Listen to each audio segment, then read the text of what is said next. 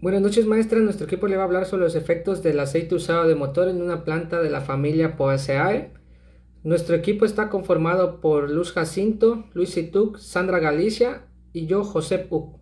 Empezaremos hablando sobre el suelo. Como sabemos, el suelo es la capa más superficial de la corteza terrestre. Esta es una capa muy delgada que se ha formado muy lentamente a través de los siglos, con la desintegración de las rocas superficiales por acción del agua, los cambios de temperatura y el viento. Esta está compuesta de diferentes cosas como son minerales, materia orgánica, microorganismos, agua y aire. Las características del suelo son dos, vienen siendo tanto físicas como químicas. En físicas podemos encontrar el tamaño de las partículas, la textura, la estructura y algunos tipos de suelo. En las químicas, que depende de la proporción de los distintos minerales y sustancias orgánicas que lo componen.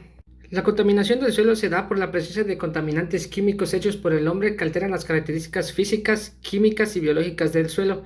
Estos tipos de contaminación son dos, las cuales son naturales, que son por procesos causados por la naturaleza, como incendios, erupciones volcánicas, entre otros, y las antropogénicas, que son las causadas por el hombre. El ejemplo puede ser agricultura por el uso de pesticidas, plaguicidas, fertilizantes, entre otros, en la industria con la aplicación de colorantes, metales pesados y aceites. En un suelo contaminado se puede presentar infertilidad, erosión, muerte de cultivos y como resultado de esto pérdidas monetarias. En el caso de contaminantes orgánicos, la producción y uso masivo de estos los hace estar entre los contaminantes más frecuentes en el suelo y en el agua. Un ejemplo de ello son los hidrocarburos en sus diferentes composiciones químicas, las cuales son los alcoholes, éteres, los disolventes o aceites. La distribución y comportamiento de estos contaminantes está determinado por las características del suelo como pH, materia orgánica, cantidad de nutrientes, las características del compuesto como solubilidad, estabilidad química, volatilidad, toxicidad y los factores ambientales como temperatura, pluviosidad y oxígeno disponible.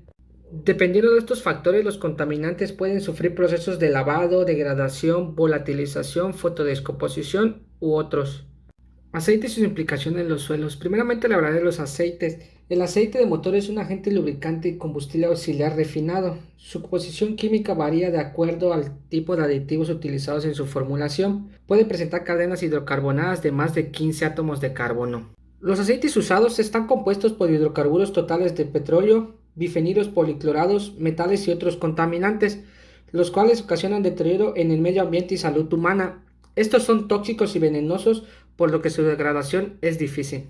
Una vez adicionado al suelo, estos aceites alteran las características físico-químicas y biológicas en el medio, como cantidad de materia orgánica, la densidad, porosidad, permeabilidad, tasa de respiración, relación carbono-nitrógeno, entre otros.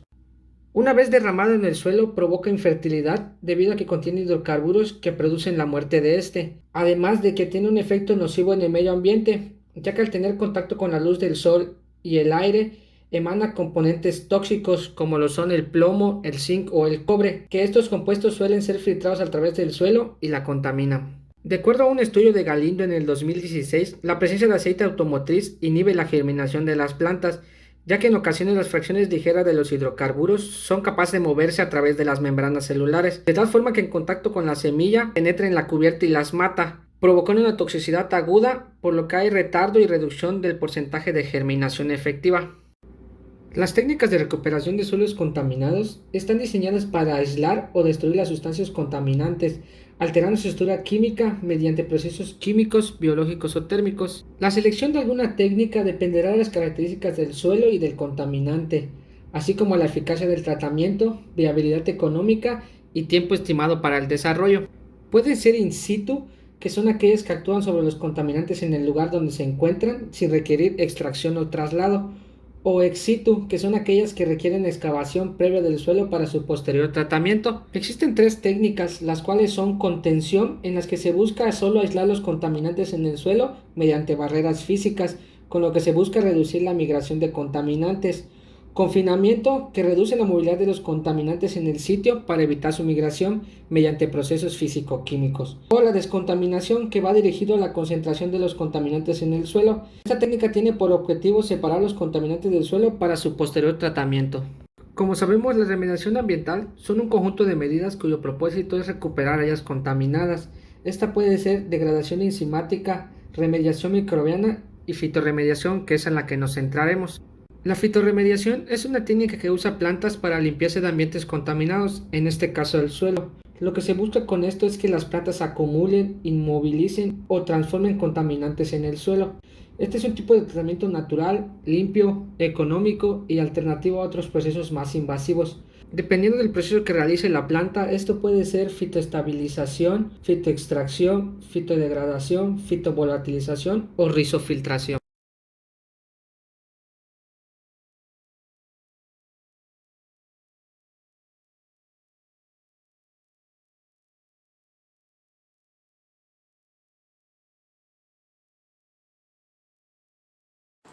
Debido a lo anterior mencionado, el presente estudio tiene por objetivo determinar la tolerancia y la capacidad de fitorremediación de una planta tipo zacate de la familia Poaceae en un suelo característico de la región, el cual se encuentra contaminado con aceite usado automotriz, por medio de la observación de su crecimiento y cambios físicos de la planta, así como de la tierra en un lapso de 6 semanas.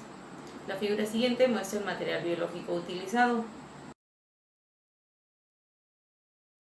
En los materiales y métodos tenemos 11 macetas, tierras de la región y las plantas que fueron utilizadas para el estudio, es decir, el material biológico, además de el aceite de carro utilizado que sirvió como el contaminante que fue mezclado con las plantas. Las imágenes siguientes muestran las macetas utilizadas en el estudio, así como el material biológico.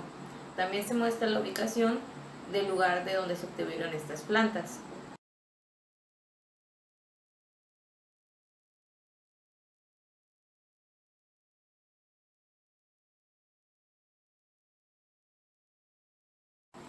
Inicialmente, en el laboratorio se procedió a pesar las macetas que se utilizaron para la siembra del material biológico.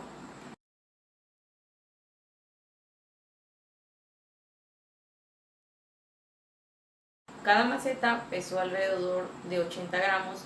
Después a esta se le añadieron 500 gramos de tierra y se identificaron con las claves C1 y C2 para los controles y T1.1, T1.2, T1.3 para el primer tratamiento.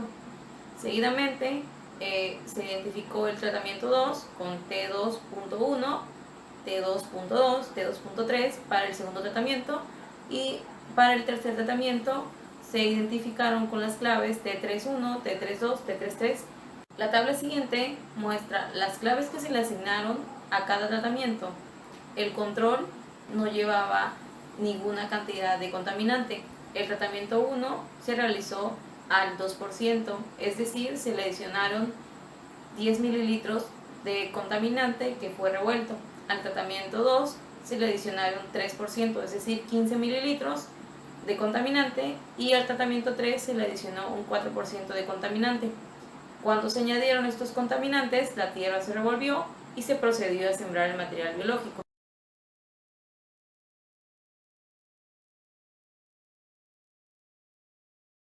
Se contempló el uso de controles para saber el comportamiento de la planta en este nuevo tipo de suelo, debido a que el suelo nativo donde se encontraba la planta tenía un aspecto grisáceo, seco y sin nutrientes. A este suelo la planta ya se encontraba adaptado. Todos los tratamientos se realizaron por triplicado, es decir, 3 macetas por cada tratamiento. Antes de sembrar el material biológico se caracterizó, es decir, se tomó la medida de su tallo principal, el de las hojas y el de su raíz. Estos datos fueron anotados en la tabla siguiente.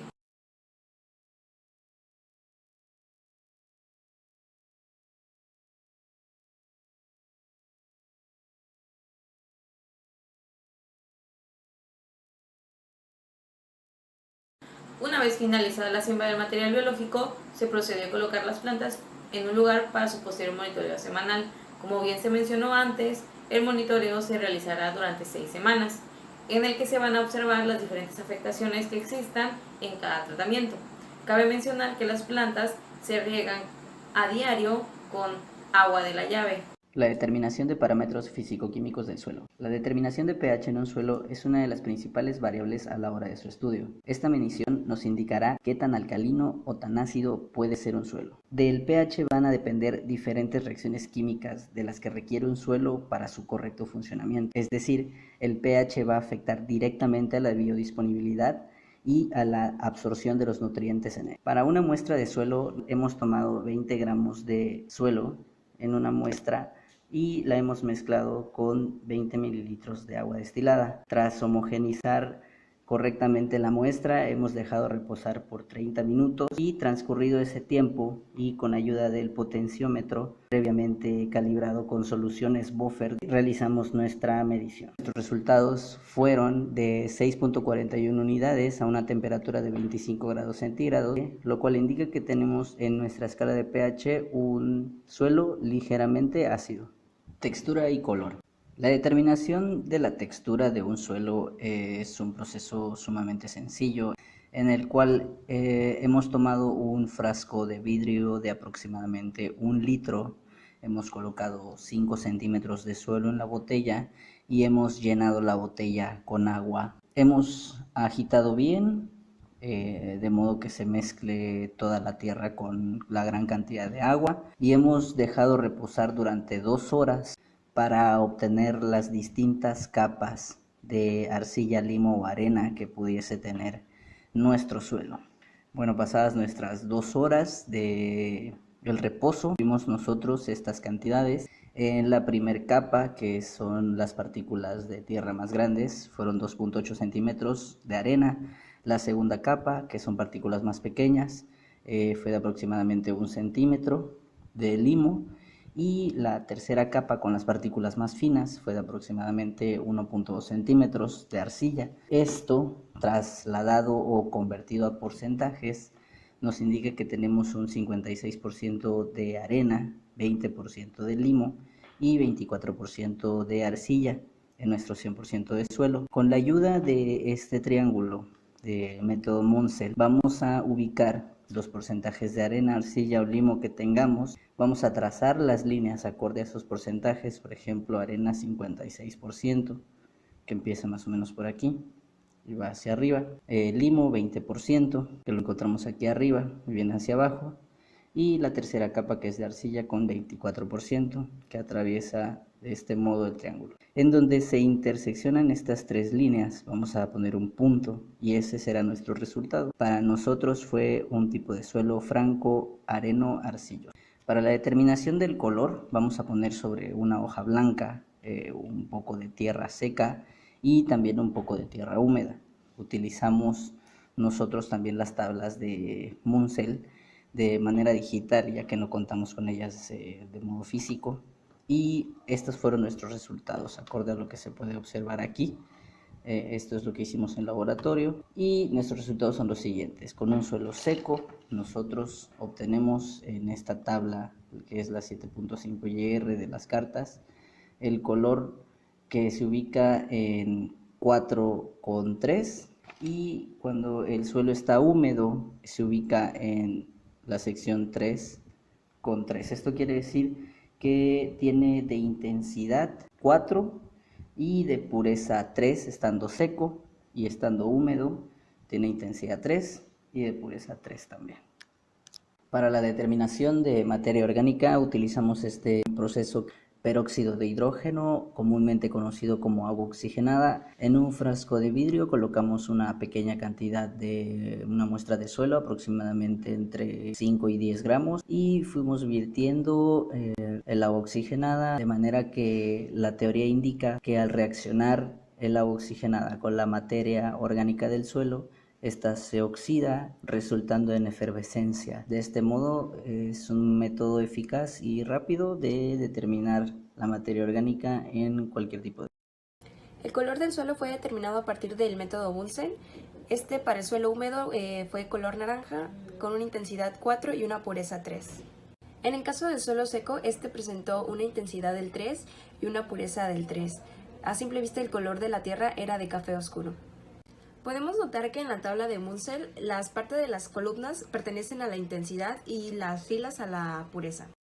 Es decir, para la lectura que se hizo para el suelo húmedo fue 4 diagonal 3 y para el suelo seco fue 3 diagonal 3.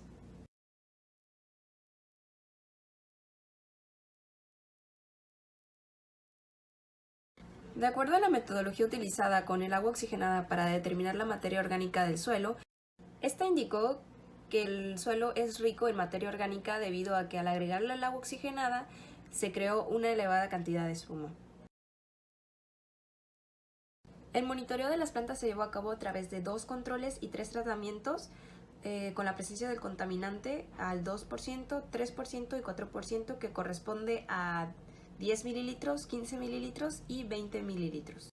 En la primera semana los 2 controles presentaron muerte, ya que se empezaron a secar, pero en uno de ellos, en el control número 1, hubo el crecimiento de una nueva hoja.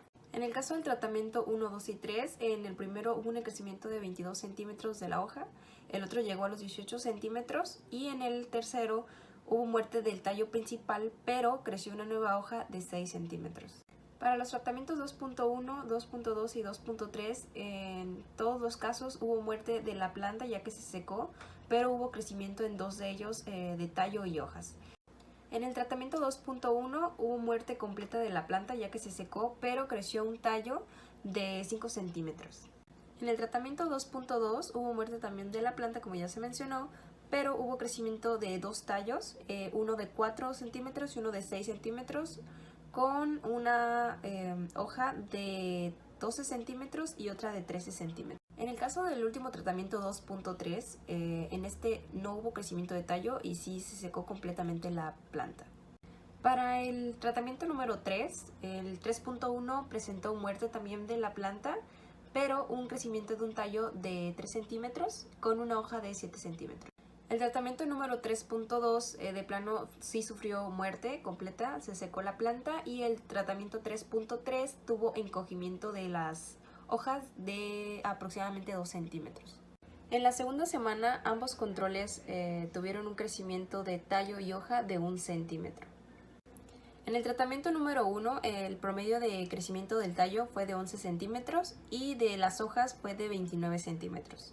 En el tratamiento número 2, el tratamiento 2.1 y el 2.3 murieron ya que no se recuperó la planta después de que se secó, mientras que el tratamiento 2.2 sí se conservaron ambos tallos que habían crecido en la planta, y uno de ellos creció 1 centímetro más, el otro se quedó en 4 centímetros y el promedio de crecimiento de las hojas fue de 6 centímetros. En el caso del tratamiento 3, solo sobrevivió el 3.1 ya que los otros 2 murieron, se secaron por completo las plantas, y en este el crecimiento del tallo fue de 1.5 centímetros y la reducción de sus hojas que eran de 7 centímetros pasaron a 5 centímetros. Y bueno, en la semana 3 los controles tuvieron un crecimiento de 4 centímetros del tallo y un promedio de crecimiento de las hojas de 2 centímetros. En esa tercera semana el tratamiento número 1 presentó en promedio un crecimiento de tallos de 6.5 centímetros. El tratamiento 1.2 fue el que más presentó un crecimiento en sus hojas, ya que entre la semana 2 y 3 tuvo un crecimiento de 10 centímetros.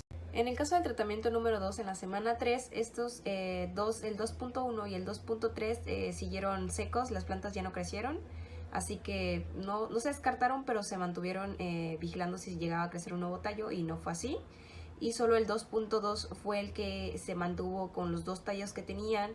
El problema fue que en uno de los tallos no hubo ni el crecimiento de ni de la hoja. Entonces solo un tallo tuvo el crecimiento de su hoja y fue de 6 centímetros. En el caso del tratamiento número 3, el tratamiento 3.2 y el 3.3 ya se encontraban secas, tampoco se recuperaron, pero el 3.1 conservó el tallo, que creció 0.5 centímetros y cambió a un color morado, pero las hojas se conservaron en 5 centímetros, no tuvieron crecimiento.